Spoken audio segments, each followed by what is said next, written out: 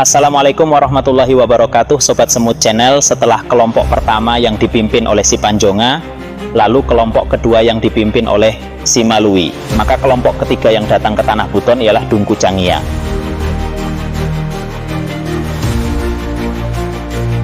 Masih pada abad ke-13, Kubilai Khan mengutus 3 orang pejabat tinggi kerajaan Sung, yaitu Shihbi, Ikemese, dan Kauxing untuk menyerang Raja Kartanagara di Kerajaan Singasari. Mereka diberangkatkan dari Fukien membawa 20.000 pasukan dan 1.000 kapal. Kubilai Khan membekali pasukan ini untuk pelayaran selama 1 tahun, serta biaya sebesar 40.000 batangan perak. Shihbi dan Ikemese mengumpulkan pasukan dari 3 provinsi, yaitu Provinsi Fukien, Provinsi Kiangsi, dan Provinsi Hukuang. Sedangkan Kauxing bertanggung jawab untuk menyiapkan perbekalan dan kapal. Salah satu perbekalan itu adalah meriam, yang pada zaman itu masih tergolong langka di dunia.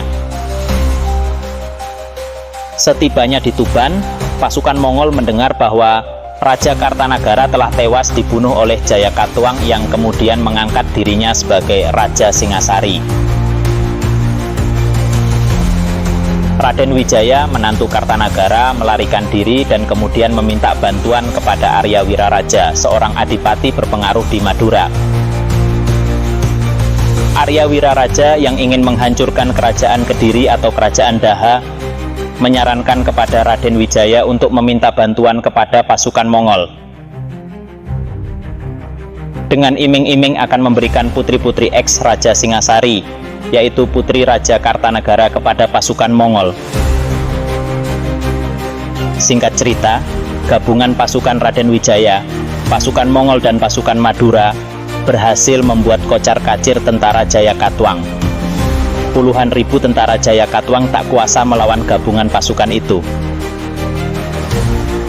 Kauxing berhasil menangkap putra Jayakatwang dan kemudian menagih janji Arya Wiraraja dan Raden Wijaya perihal 4 putri Raja Kartanagara. Arya Wiraraja kemudian meminta Kauxing untuk menjemput para putri tersebut dengan syarat tidak boleh membawa senjata.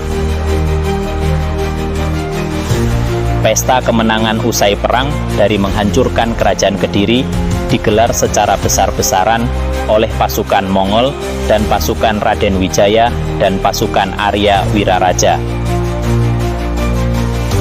Namun, situasi berubah setelah berhasil mengalahkan Daha atau Kediri atau Singasari. Raden Wijaya berbalik menyerang tentara Mongol. Salah satu pemimpin pasukan Mongol, yaitu Kauxing, melarikan diri bersama pasukannya dan kapal yang berisi perbekalan dan enggan untuk kembali ke Mongol. Sementara itu, Shihbi dan Ikemese, pemimpin pasukan Mongol lain yang ada di Kediri, diserang secara mendadak oleh gabungan pasukan Madura dan pasukan Raden Wijaya. Dengan dipukul mundurnya pasukan Mongol, maka Raden Wijaya kemudian mendirikan kerajaan Majapahit. Sejarah tak punya cerita bagaimana selanjutnya nasib ketiga Laksamana yang memimpin tentara Mongol tersebut.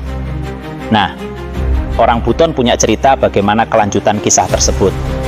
Kauxing lalu singgah ke Tanah Buton dan kemudian mengaku sebagai Dungku Cangia. Merekalah yang dikatakan sebagai kelompok ketiga yang datang ke Buton. Rombongan itu mendarat di pantai Wabula.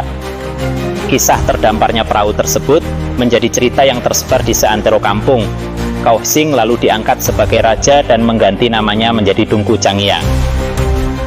Perahu yang pernah digunakannya tersebut hingga kini masih disimpan oleh warga. Perahu yang dinamakan Lakambai Bunga dipajang di desa Wasuemba.